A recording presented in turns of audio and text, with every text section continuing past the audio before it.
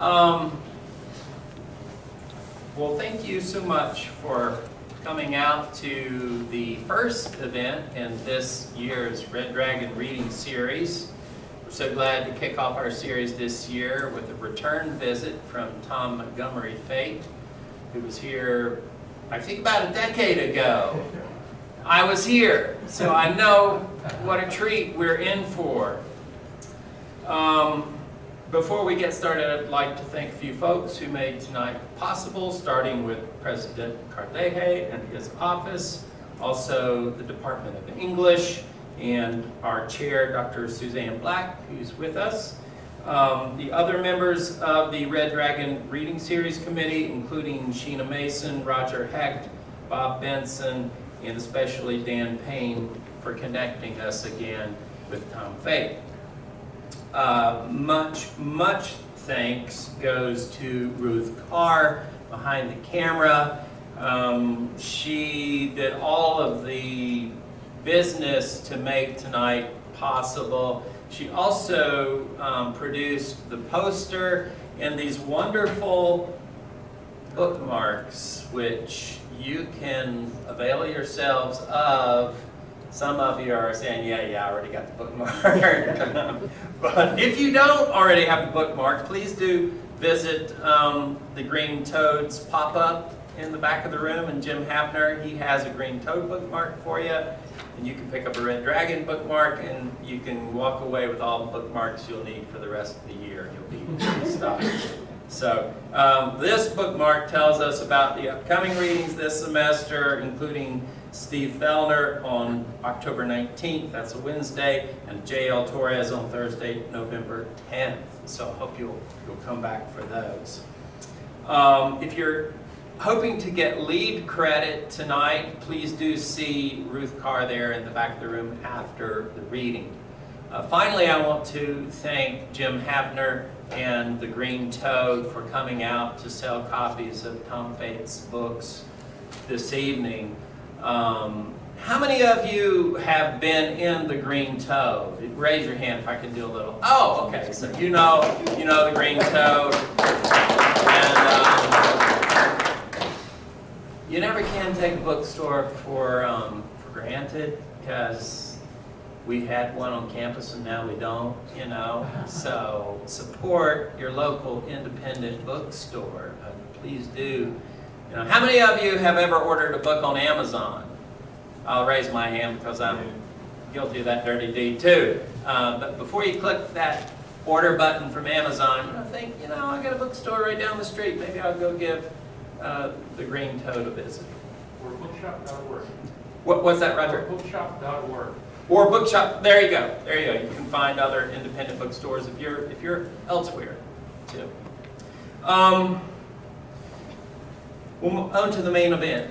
Tom Montgomery Fate is Professor Emeritus at the College of DuPage in the village of Glen Ellen, Illinois. I looked up Glen Ellen and I saw you have about 30,000 people there. By our standards, that's not a village, I mean, Milford is a village. Jim was saying there are 200 and some people in Milford. In the city of the hills, we've got, I think, 13,000, but we're a city. So, anyway, that's a Chicago village, I guess. Tom Fate has taught creative writing and literature for more than 30 years. He is the author of 6 books of creative nonfiction, including his most recent, a travel memoir entitled The Long Way Home, Detours and Discoveries. And you can pick up your copy right there in the back of the room later this evening. His other titles include a spiritual memoir, Steady and Trembling, and Cabin Fever, a book inspired by Thoreau's sojourn on Walden Pond. And I was just thinking about that book, which I enjoyed very much and taught in some of my classes, how sort of ideal it was for these times of social distancing we've been living through. I read in one of your essays recently that you called Thoreau the great social distancer. I kind of like that. Tom Fate is a regular contributor to the Chicago Tribune, and his essays have appeared widely in such publications as the Boston Globe, Baltimore Sun, Orion, ChristianCentury, the Iowa Review, NPR, PRI, and Chicago Public Radio. Like Henry David Thoreau, Fate is a writer who challenges his readers to live deliberately, to look up from our devices long enough to remember that we are actually alive, inhabiting a natural world and not just as pixelated avatars appearing on any number of screens. Fate is the kind of writer you can get real useful information from. For example, I learned just today from one of his essays entitled "No Phones on the Throne" that 39% of iPhone users talk on the phone in the restroom, and that 19% of iPhone users have dropped the phone into the toilet. So beware, that could be you. Tom Fate writes about the damage that technology has done to our attention and our physical, emotional, and spiritual lives, and about the still readily available repair to be found in the natural world, which on this campus we're very fortunate to have such full access to. The call of the wild is a call we need to hear even more urgently than on your last visit. So won't you all please welcome Tom Fate.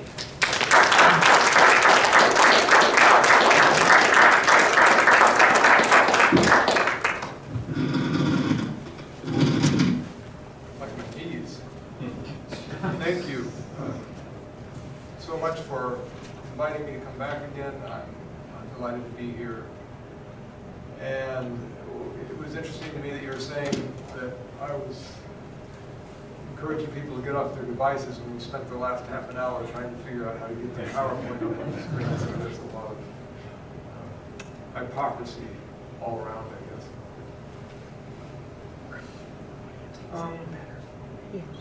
I drove up from Pittsburgh today, and I've never gone, it seemed like I was following the rain cloud. It was always blue above me, it blew ahead of me, it blew back me, but it was just like, it was like being in the Quetico canoeing. The rain cloud was following me the whole way, so I hope that's not an omen. I've given 5 or 6 readings, and I've really altered them depending on the audience. There's 2 essays in here that I did for the Chicago Tribune, one about my father's death from Alzheimer's and one about my mom's death during COVID, which in some ways are kind of what drove me to write this book. But I'm going to read, I don't know if I'll get to either of those. I might get to a little bit of one of them. But what I'm going to try to do is read a little bit of the introduction, and then maybe 4 other bits. And I've tried to align them with some slides to alleviate those short attention spans we were just talking about. So I'm going to read from the introduction.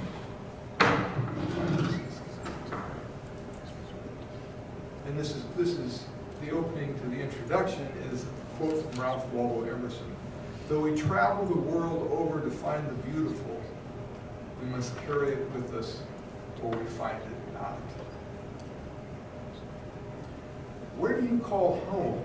A reporter once asked me in an interview for a newspaper. Iowa, I said. I thought you lived in Chicago, she replied. I do, I said, but I'm out of Iowa. I'm from there, and I left there. Then I explained that I'd lived in Chicago for most of my life, but was slowly migrating back to Iowa the whole time. We lived in Hyde Park on Chicago's south side for 6 years, then moved west to Oak Park on the city-suburb border for 6 years, and then to Glen Ellen, a western burg, for another 6 years. We were returning to Iowa in 10-mile increments every 6 years, and would arrive at the Illinois-Iowa border when I was 104. That westward migration stalled long ago, and since then my idea of home has evolved. Now it's less a physical location than a kind of belonging. It's where my sense of being and my vast longings converge into one thing. A kind of knowing or belief that I belong to creation. I think of the big blue stem or blazing star on the prairie, how each plant is anchored by its searching for water, for life. As patient and persistent as an Iowa farmer, the roots keep spiraling deeper into the darkness on their way home. I first came across this sense of home 30 years ago in a field studies course on the Pine Ridge Indian Reservation in South Dakota. In a sweat lodge, Francis Whitelance, a medicine man, shared a core belief, Mitakuyasin, meaning all my relations, or I'm related to all that is. Home as relationship with birds and bugs and rivers and rocks and other people. The phrase serves as a kind of closing prayer in Lakota ceremonies and connotes a home that is both physical and spiritual. On the Pine Ridge and elsewhere, I've learned that I had to leave Iowa to understand all that home could mean.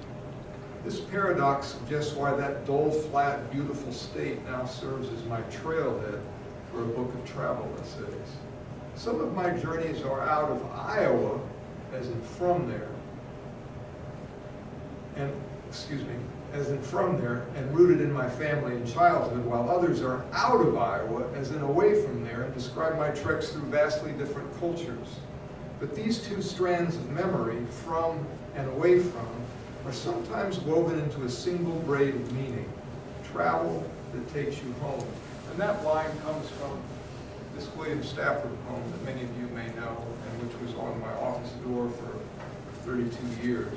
And it's really the underpinning of the ideas for this book. We travel initially to lose ourselves, writes Pico Iyer, and we travel next to find ourselves. Iyer's written a dozen travel books about remote, exotic cultures from the Philippines to Kathmandu.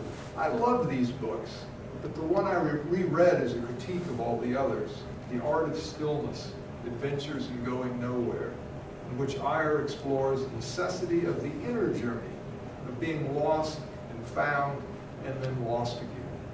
This kind of searching is implied in the French origin of the word travel, travail, labor, toil, suffering, trouble. Travel involves struggle and a process of discovery and transformation.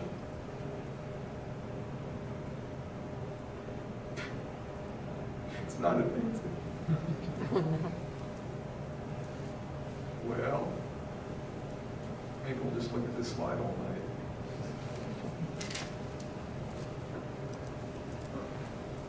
Try this. Got it. So I'm going to read a few pieces that are out of Iowa from that state, and then we'll go further afield. When I was 14, a single summer in Maquoketa, Iowa felt like a lifetime. It was a county seat, a big, small town with 5,000 people. Our little white ranch house was a quarter-mile from Highway 61, which leads to two cities, Dubuque, 30 miles north, and Davenport, 40 miles south. There you could shop in chain department stores like J.C. Penney or Montgomery Ward, or even eat at McDonald's. This is in the 70s. Beyond the highway, thousands of acres of corn and soybeans unrolled into a green sprawl of endless farmland, which was marked and divided by a reliable grid, barbed wire, and gravel roads. Along those roads and fence lines, the red-winged blackbirds perched, vigilant and ferocious, ready to attack any threat to their nests. And high above them, the soaring red-tailed hawks described the wind, kiting on thermals while scanning the earth for a vole or cottontail. On those hot, dry days, I would watch a distant cloud of dust slowly crawl over the horizon, cross the hill by the sail barn until it finally hit the blacktop and abruptly reappeared as some farmers rested a pickup truck. The highlight of the summer for me was always the county fair in July. My friends and I would eat hot dogs and cotton candy and ride the Rocco plane and work the 25-cent cranes for prizes and huddle near the tilt-a-whirl where we'd try to talk to some nervous clutch of gossipy, coke-sipping girls who smelled of strawberry shampoo and apple lip gloss and seemed unreachable, and were.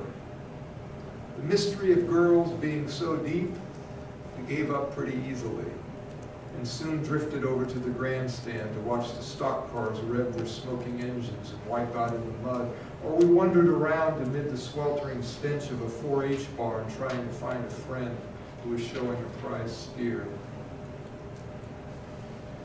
The rest of the summer we mowed lawns and baled hay and roamed the town and surrounding farmlands on our bicycles with sweaty, reckless abandon under the comfort of an enormous sky. Sometimes we brought our lunch or fishing rods or maybe a few cigarettes someone had stolen from their parents. The days were slow, and though we all had watches and clocks, the sun too measured our lives, the rising and fading light softening the edges of each day. Stores were not open 24/7, but 9 to 5, Monday through Saturday. For many, there was still a Sabbath, a day of rest.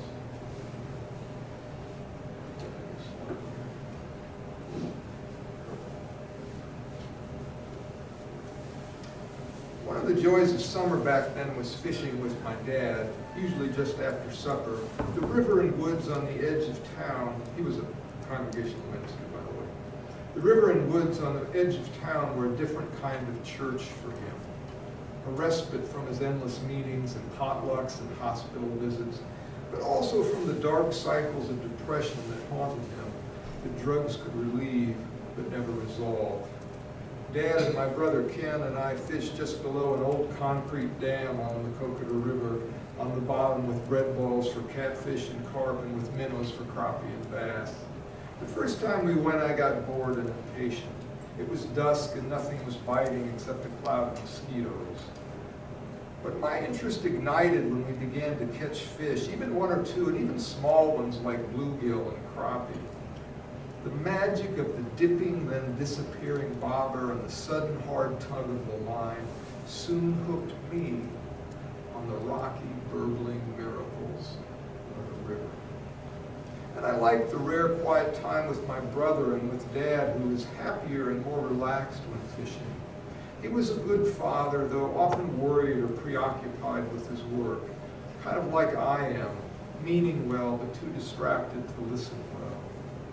I remember him once coming down into the basement on Saturday afternoon where I was blissfully watching Let's Make a Deal on TV and eating Cheetos and just enjoying a lazy summer day.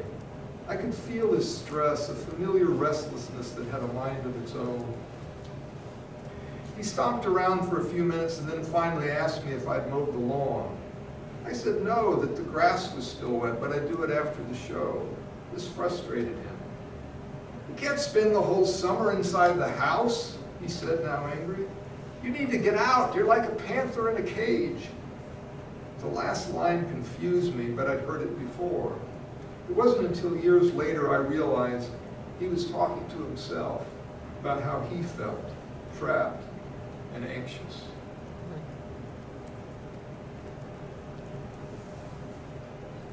But now I get it. Over the years, I would sometimes argue with my son Bennett. I remember once when he was in junior high that I claimed he was addicted to his cell phone. That thing is glued to your hand, I said. You never put it down. I don't use it at school, and a lot less than my friends do, Bennett replied. I don't care about your friends, I blustered. You're distracted all the time. You're always looking down at that thing and never fully present. Why can't you just relax? It took me a while to figure out that whenever I said stuff like that, I was talking to myself.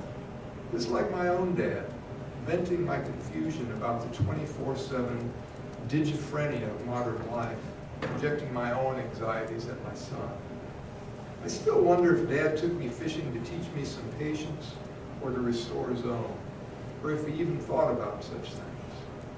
I sure didn't, but I do now. See what the picture is, it'll tell me where to go. Oh yeah. Too many bookmarks. So this is a little section from college days. I used to think that getting through college required more grit and self-sufficiency when I was young than it does now. How about those summer jobs we had back in the day? Like riding my bicycle 5 miles each way on gravel roads with brushes rattling in a roped-on plastic bucket to paint an old farmhouse. Or spending the day ripping shingles off a 2-story barn roof with a rusty spade, or walking beans or baling hay, and always in 100-degree heat. Such jobs allowed me to earn a full year's tuition each summer. This is at the University of Iowa.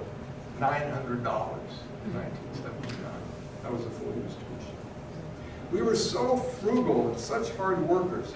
So why are kids today going into such debt? But such nostalgia is neither relevant nor accurate. And that's what my freshman comp students told me the one time I shared this perspective in class. Mistake. One student reminded me that college costs had risen 1,000% since I was in college, but the minimum wage had only doubled. Then others shared stories about their crazed and exhausting attempts to balance full-time work, full-time school, but always coming up short. And the pandemic brought new challenges as well. My son and his friends at college, all of whom contracted COVID-19, spent a year wondering if, when, how they would return for the next term. Many were 100% online while living at home.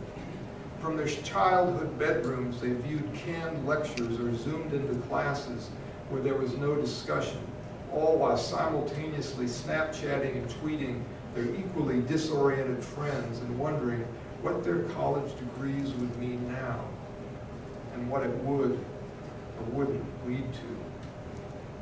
One thing the pandemic revealed is that while technology is an essential and powerful tool, it alone cannot educate, cannot give us the self-knowledge and courage we need to follow what we love and to believe it will lead us where we need to go, which is the same glorious and humbling challenge we all encounter in college and beyond. I remember. On a hot August day in 1979, I moved from Maquoketa to Iowa City and into Burge Hall, or the Zoo, a dorm that housed 1,000 freshmen at the university. My cage was a 10 by 12-foot room where I would live with 2 other bewildered teenagers. As my parents and I pulled boxes out of our car, I remember 2 songs drifting from the open windows of the dorms. Imagine by John Lennon and Lonesome Loser by the Little River Band. That day, given my uncertainty, I identified more with the latter. The 2 films everyone was watching then were Apocalypse Now, a gruesome critique of the Vietnam War, and Animal House, a raunchy fraternity romp. Like many freshmen, my social life overwhelmed my social conscience, so I was in party mode. I would only be in class 3 hours a day. The sparkling Saturday Night Fever disco balls were spinning everywhere, and I was finally on my own. The first month of college was one long, staggering party full of desire and confusion. This was college. But I wasn't alone. My roommates and I and a few other guys down the hall all happily bonded through our shared but unspoken sense of displacement. Every night at 6:30 p.m., the flipping whir of a helicopter, Alan Alda's familiar voice, and the laugh track from MASH seeped through our half-closed door. We all comfortably sprawled on the floor around our 10-inch TV screen for 30 minutes before heading to the all-you-can-eat cafeteria and the steaming silver vats of mashed potatoes and chicken fried steak and buttered carrots, which I loved. The only thing I liked more was the pop machine. I could drink 4 or 5 glasses of Coke and no one cared. The salad bar had been invented but didn't interest me. In those days, quantity mattered as much as quality, and there were fewer choices. 2 kinds of coffee, regular and decaf, no shade-grown Sumatra with chocolate notes. And after dinner, 2 kinds of beer, regular and light, no hoppy IPAs with a tangerine finish. There were no computers or smartphones. We plunked away on typewriters that had arms and bells. For mistakes, whiteout and retyping. We snaked the phone cord under the door to get some privacy in the hallway when we called our parents.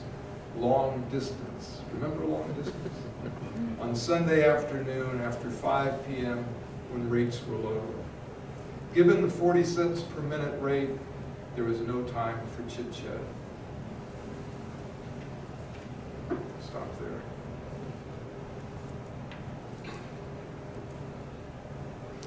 A few years later,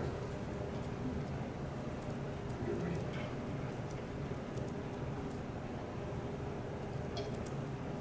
We're going to skip to the Philippines here, out of Iowa, abruptly.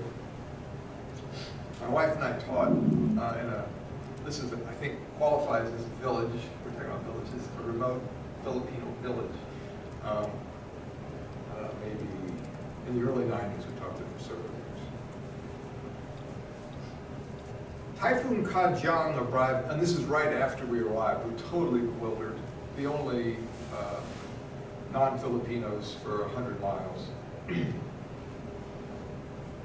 Typhoon Kajang arrived abruptly, taking down tree limbs and power lines, blowing rain through the screens, cooling the house.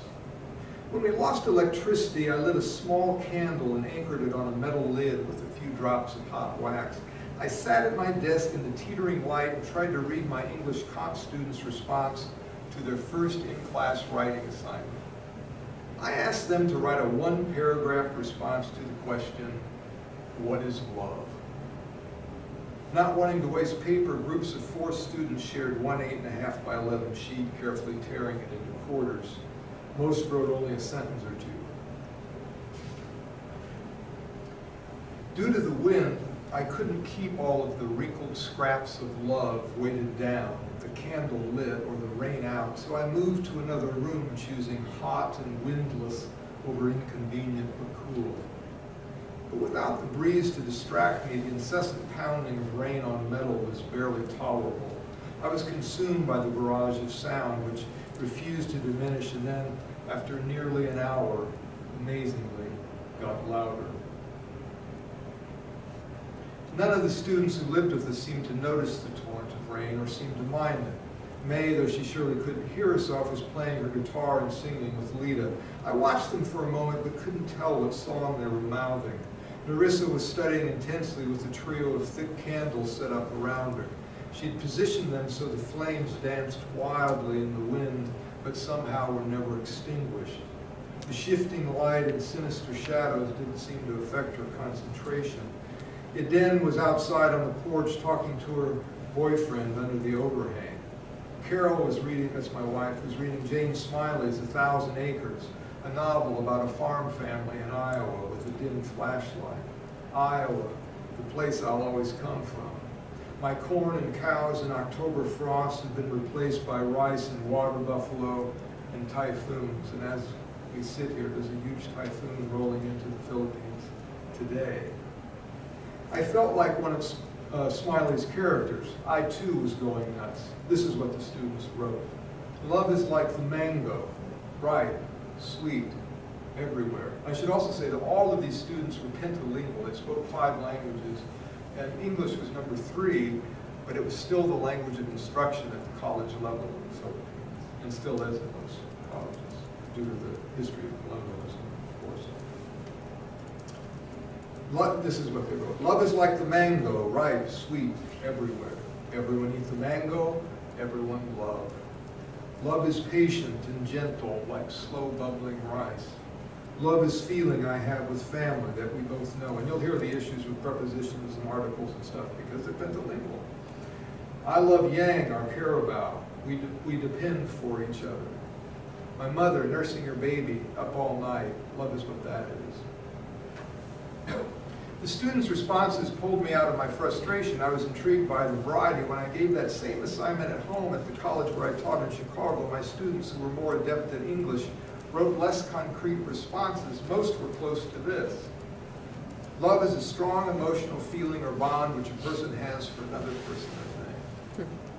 The whole idea of this exercise is to distinguish between writing that tells or explains and writing that shows or reveals, to move from vague, abstract concepts to concrete imagery. It was interesting how the Filipino students seemed to more readily give examples, to show love rather than try to explain it. I wondered if there are any cultural implications.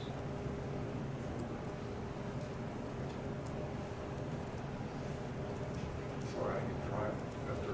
Now we're going to shift to the Pine Ridge Indian Reservation.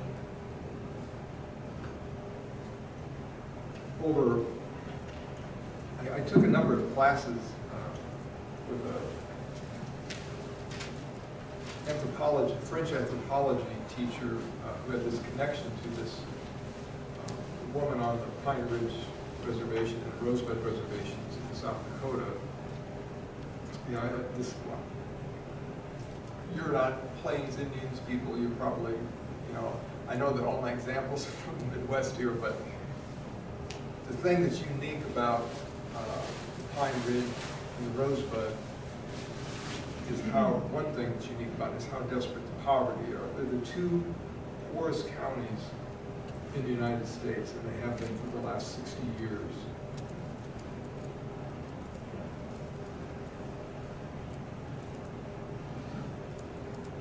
Mainly what I'm going to describe, though, is a sweat ceremony. I was going to the Pine Ridge.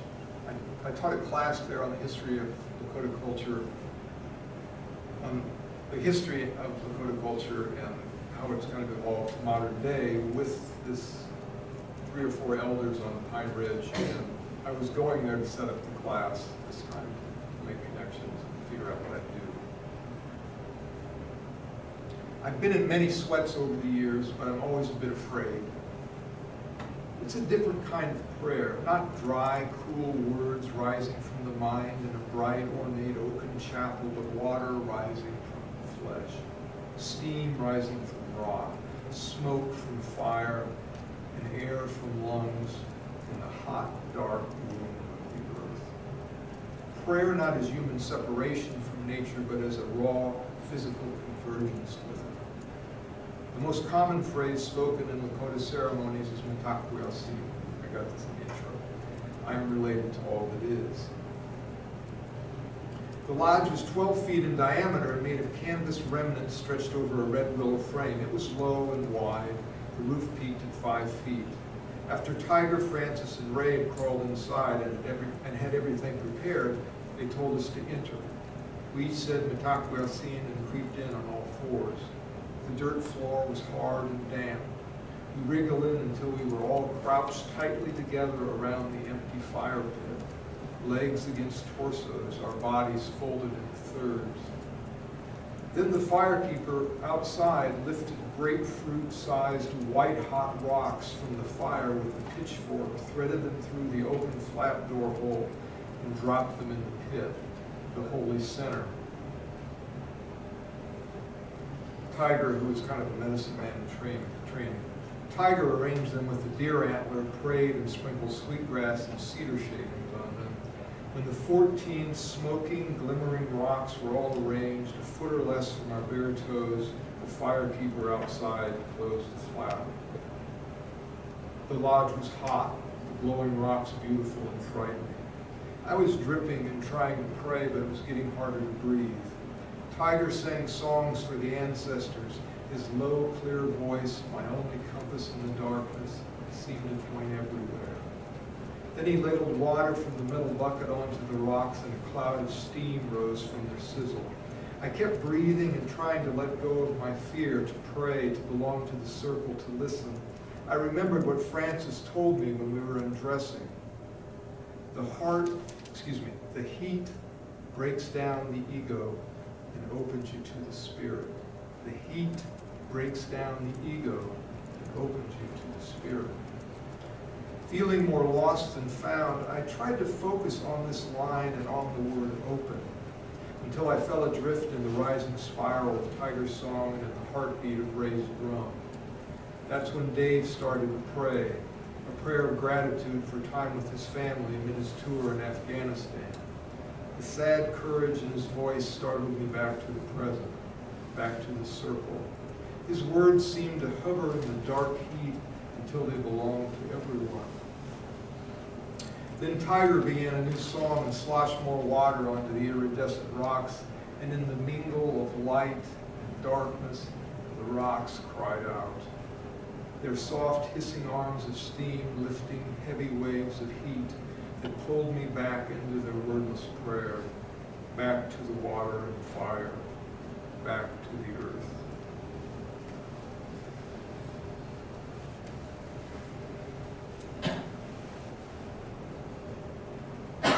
And the last piece I'm going to read is from the Andrews Forest in the Cascade Mountains in Oregon, where Oregon State University has this really great residency program where they pair scientists with artists and writers. And I was lucky enough to spend several weeks there. And I'm going to read a paragraph that kind of is the background, and then I'm going to read a sample entry from the journal there. A gauzy drape of clouds hung over the mountains like an old familiar question. What am I doing here? The clouds looked thin and light, yet concealed the rocky, jagged beauty beyond. As I shifted to low gear to climb the steep, winding road, the clouds slowly blew over and the western Cascade Mountains appeared. I was on my way to visit the Andrews Experimental Forest in Central Oregon as part of a program that encouraged a dialogue between artists and scientists. The hope is that the writers searching for words in the woods will somehow converge with the scientists researching for data. The language of metaphor against the language of measurement.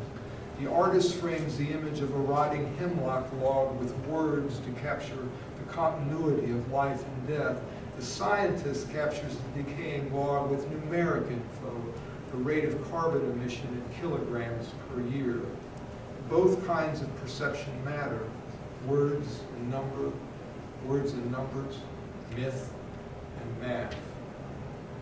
I'm going to shift this.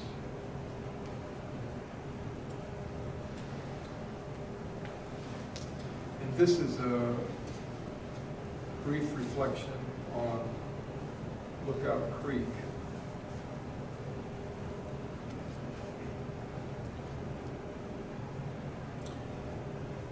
I stepped out into the rain and headed toward the gravel bar on Lookout Creek to take some notes. Rain drip-ticked on the yellow maple leaves above me, drop-tocked in the puddles collecting on the ground, ping-ticked on the shiny black cedar log, plop-tocked on the overturned plastic bucket some researcher left. Though the wet drum of rain was nuanced and lovely, when I got within 100 yards of the creek, the rush of white water overwhelmed everything. I sat on a flat rock in the hard rain listening to Lookout Creek.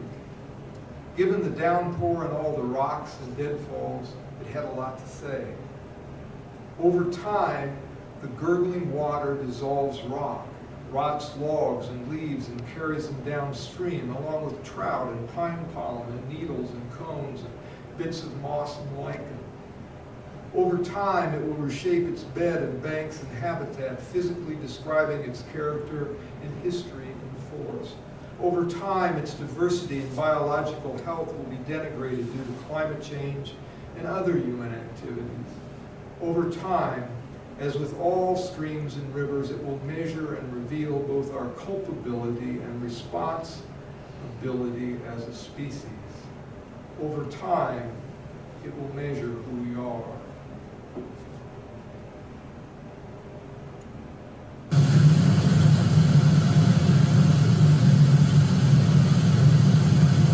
Over time, not either all time, not hours or numbers of the river of life and darkness and heat and cold. Over time, things change. Some changes dramatic. For colleges, college students like the blotting 400-year-old Douglas fir that fell across the creek 40 years ago. Crashing tree with a wide gash in the canopy front and slower, less dramatic change below. Big stand of alder trees sprung up in the realm bar and flooded in wide. When the Doug fir fell, its laurel and branches obstructed the partly dammed creek formed a deep pool where, over time, native trout wait and watch pigeons who lie on the water, waiting and watching over time. Stand by a river and go. That rainy day, I lingered by the water all afternoon, scrambling around on the slippery rocks like the child I once was, completely lost in hope, hoping to see something. A bird, a snake, a beetle, a frog, or anyone who lived there. Just before leaving, when I looked down at the deep blue pool behind the fallen red pillar, cutthroat trout appeared, maybe 8 inches long, spotted back to the below the surface, slowly drifting, scanning for bugs. See them? As I watched them, I couldn't help but think of the red-tailed hawks I loved, and how they too came and drift with the softness of the blue over an Iowa hayfield, waiting and watching for a mouse to wander out of the grass under the open sunlight where death waits and life. Death and life. Walking along the Russian Creek back to my room, I pondered the possibility of the convergence, life and death, death and life. I wondered about that bottomless moment when the rushing water finally reached the ocean, suddenly and completely became a part of the whole. The movement slowing into the deepening stillness. Travel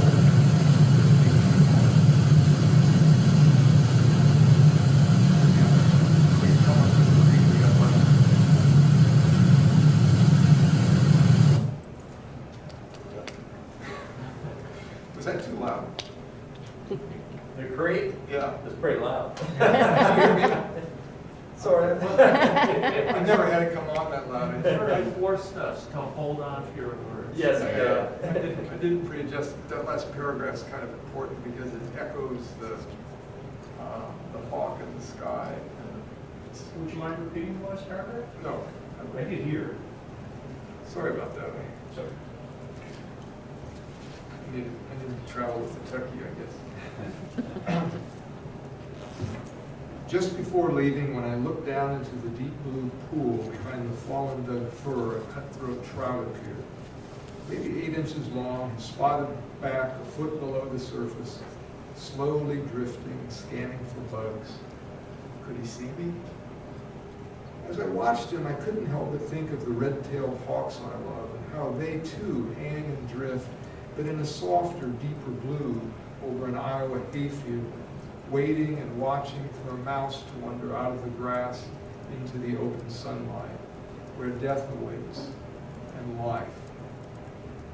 Death and life. Walking along the gushing creek back to my room, I pondered their continuity and their convergence. Life into death, death into life. I wondered about that bottomless moment when the rushing water finally reached the ocean and suddenly, yet completely, became a part of the whole.